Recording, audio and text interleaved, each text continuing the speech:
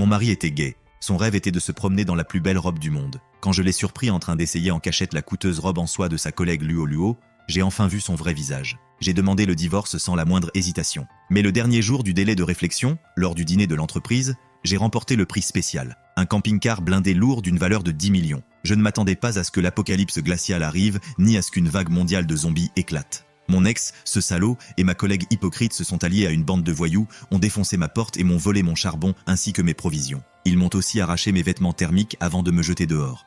Ils m'ont regardé mourir dévoré par les zombies. Quand j'ai rouvert les yeux, le dîner de l'entreprise avait lieu comme prévu le lendemain. Et une fois encore, j'ai gagné ce camping-car blindé lourd d'une valeur de 10 millions. Après avoir reçu les clés, je suis sorti de l'hôtel à grandes enjambées. Ils ne pouvaient pas imaginer qu'après avoir quitté la maison la veille au soir, j'étais allé voir un usurier clandestin pour contracter un prêt usuraire de 100 millions.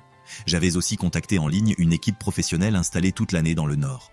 Au moment où j'ai appuyé sur Entrée, 50 millions provenant d'un compte étranger anonyme ont été transférés instantanément sur leur compte. Ces 50 millions n'étaient qu'un acompte. Je n'ai besoin que d'une chose de votre part. Pendant 30 jours consécutifs, larguez par voie aérienne toutes les fournitures figurant sur ma liste dans ce cratère du mont Shanghai.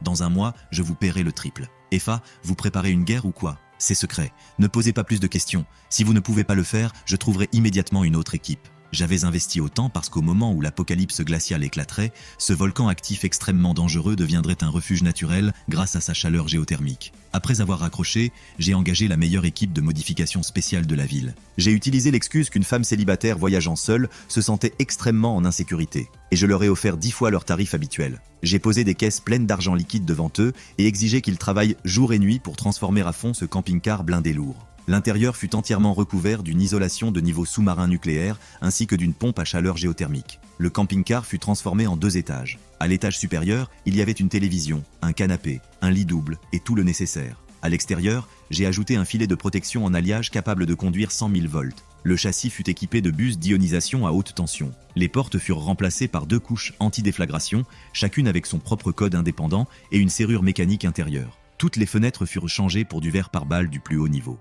Les techniciens restèrent stupéfaits devant un tel déploiement. Certains soupçonnèrent même que j'étais une dangereuse fugitive.